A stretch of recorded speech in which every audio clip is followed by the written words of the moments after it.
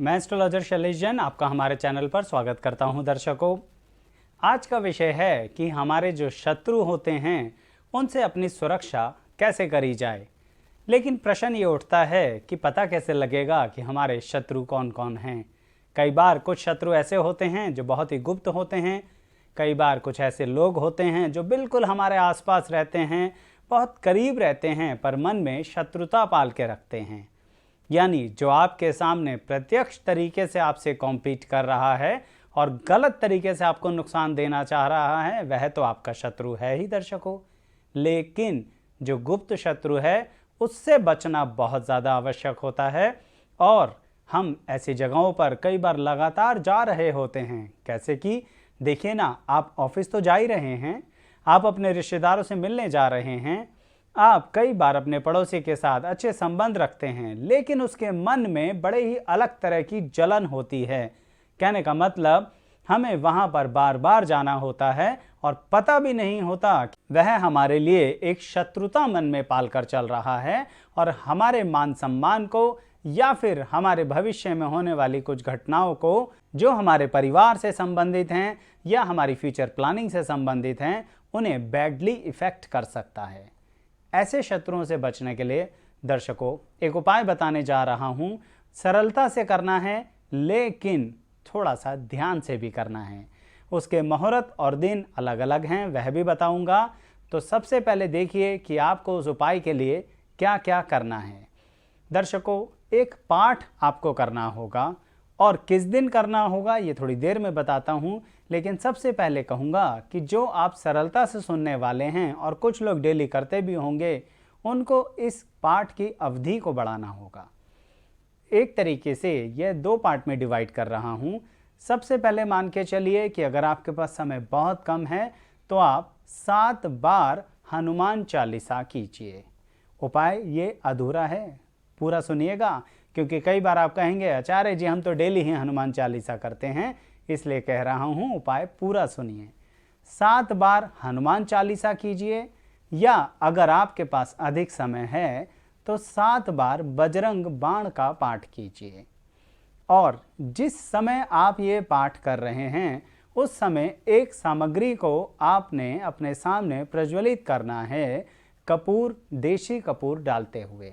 क्या सामग्री है दर्शकों? आपने लौंग सुना होगा, ऐसी ही 5 लौंग आपको लेनी है, लेकिन उसमें खास तौर पर ध्यान देना कि बिल्कुल भी खंडित नहीं होनी चाहिए।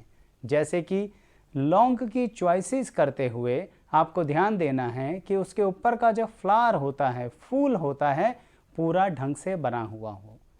लौंग का जो दूसरा सिरा होता है वह टूटा हुआ ना हो, या लौंग के किसी भी हिस्से में कुछ भी ऐसा हिस्सा टूटा या कटा हुआ ना हो, तो फिर वह आपकी पूजा के लिए अच्छा नहीं रहेगा।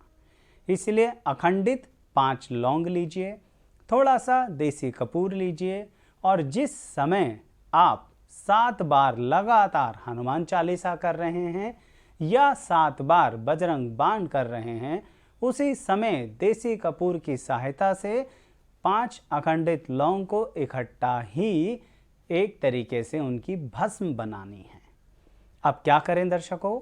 जब ये भस्म बना लें और अपना पाठ पूरा हो जाए तो आपको ये भस्म भी आप 2 तरह से इस्तेमाल कर सकते हैं।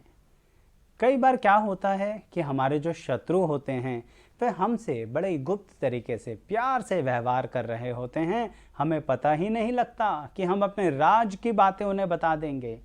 इसीलिए जब किसी को ऐसा हो कि वो बहुत सीक्रेटिव काम करना चाहते हैं, अपनी बातें डिस्क्लोज नहीं करना चाहते, तो यह जो भस्म आपने बनाई है ना, उसको थोड़ा सा अपनी जीभ पर लगा लीजिए और उसके बाद उस जगह जाइए, या डेली ही यह कर लीजिए। उसके बाद ही अपनी अन्य व्यवस्थाओं में बिजी हो जाइए।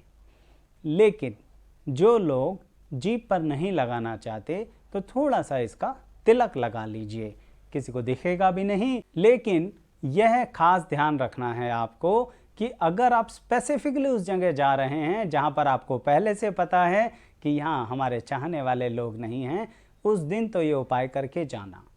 पर अन्य भी मुहूर्त हैं दर्शकों, उन मुहूर्त को बताने से पहले ये कहूँगा कि ऐसे ही कुछ उपाय जो आपकी ज़िंदगी में कारगर हो सकते हैं, हमारे इस चैनल पर प्लेलिस्ट है जो उपायों से संबंधित है। उसका लिंक डिस्क्रिप्शन बॉक्स में भी दिया जाएगा, पर चैनल को भी सब्सक्राइब कीजिए और वीडियो को लाइक ज़रूर कीजिएगा अगर आपको पसंद आए। तो अब यह उपाय करना किस दिन है? एक दिन तो सभी जानते हैं कि बजरंगबली का नाम लेना है तो मंगलवार से ज़्यादा मंगल में क्या होगा, तो इसलिए मंगलवार के दिन कर सकते हैं। दूसरा, आप इसे लगातार भी कर सकते हैं, डिपेंड करता है आपके पास कितना टाइम है। दर्शकों, ये अलग अलग मुहूर्त इसलिए बता रहा हूँ कि अपनी जो बिज़ी लाइफ है उसमें कब किस समय किस तरह से आप समय निकाल सकते हैं, यह उसके आधार पर है। तो अगर आप मंगलवार के मंगलवार करना चाहते हैं तो यह उपाय कर सकते हैं। अन्यथा अगर आपके पास समय है और प्रातः काल आपके पास समय रहता है तो 40 दिन लगातार कीजिए। मंगलवार से शुरू करके 40 दिन लगातार आप कीजिए। अब यह आप डिसाइड कर लीजिए कि आपको 7 टाइम्स 7 बार हनुमान चालीसा करना है या 7 बार बजरंग बाण करना है। यह भी आपकी समय अवधि पर ही उपलब्ध रहेगा, यानी कि जितना समय आपके पास उपलब्ध है उसके अनुसार निर्णय लेकर ये उपाय कीजिए।